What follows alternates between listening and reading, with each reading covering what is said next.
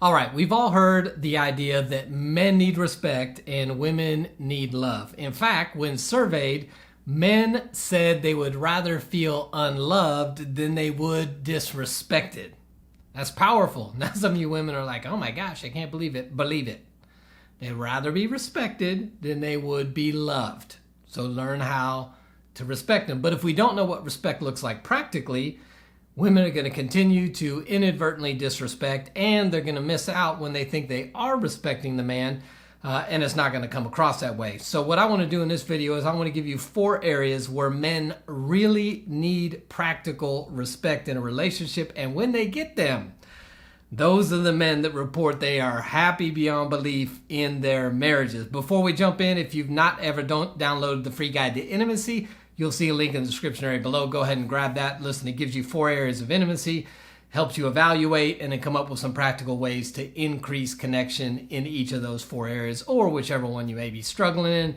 So download that below. So let's dig in. Men need respect, but what does it look like? What it doesn't look like is, oh, honey, I respect you so much. What it does look like is, I trust you. I'm proud of you. Thank you for what you did. And so in this video, I'm going to give you 4 areas that men need respect in. Number 1 is respect his judgment.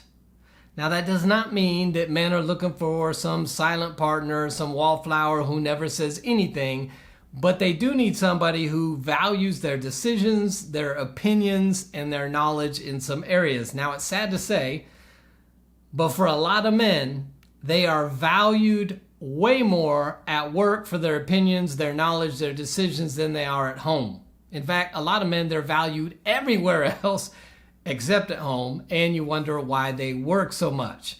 Now listen, what that means is that women are not always questioning their knowledge, are not always arguing with their decisions, but can handle at times just deferring to them and saying, I do trust your knowledge and I do trust your decisions. So if you're a woman who has a tendency to be controlling and tendency to want things done your way because you believe that's the right way and you know who you are, the reality is you're not going to have an easy time deferring in your areas you're most passionate about and in the areas you are thinking most important in a relationship. So I would tell you, start with some areas that you're less passionate about, start with some areas that you don't think is as important, and find ways to defer to your husband to show him that you respect his judgment. The second area men need respect is you need to respect his abilities.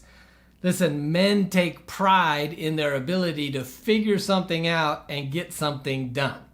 There's something about if men can take a task, if they can figure out how to do it, at the end of the day, they feel this sense of accomplishment, which for them is affirming to them as a man. So yes, even though it may take him 3 hours to put together the IKEA bookshelf, just let him do it. Because when he gets it done at the end, he's going to feel good about it. And you don't need to walk by giving instructions, picking it up. Maybe you should do this way. Maybe you should do that way. Listen, just let him go. If men feel like they have the ability to get something done, it is affirming to them. They feel respected in that area because they've accomplished something. That's why that old joke is often true that men don't want to ask for directions, because there's something about if they can figure out how to get through that city, or if they can figure out how to find their way without this laid out map for them, there's something accomplishing in that. Now, that does not mean, ladies, that you can't give true advice, but you got to watch the fine line where advice turns into instruction, and instructions imply that you don't think he knows what he's doing or has the ability to get it done. So men need to be respected in their abilities as well. Number 3 is respect what he accomplishes. Now that you know that men need to be respected for their judgment and decisions and also for their abilities, you can imagine when they accomplish something and you notice their accomplishment and mention it to them, boom, that's huge for them. It's huge when they know they can accomplish something and they get rewarded for it. That's huge for men. Now listen, men and women are different. Women tend to want to be valued and feel worthy for who they are on the inside. Men tend to want to be valued for what they have done and accomplished on the outside. That's why it's so powerful to a man when you say something like, you did a great job, or you're a great dad. That's powerful for him.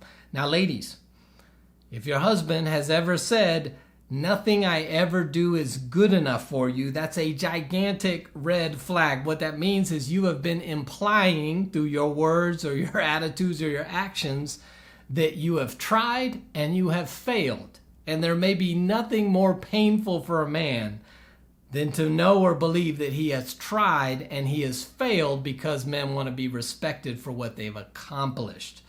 So ladies, you need to watch out with some of the ways that you may communicate, hey, nice try, but that wasn't enough. Hey, nice try, but you failed. If they are trying, you can guide them, obviously, but we want to catch them doing things right, want to catch them making accomplishments, and we want to praise them for those things. And the last area is respect him in public.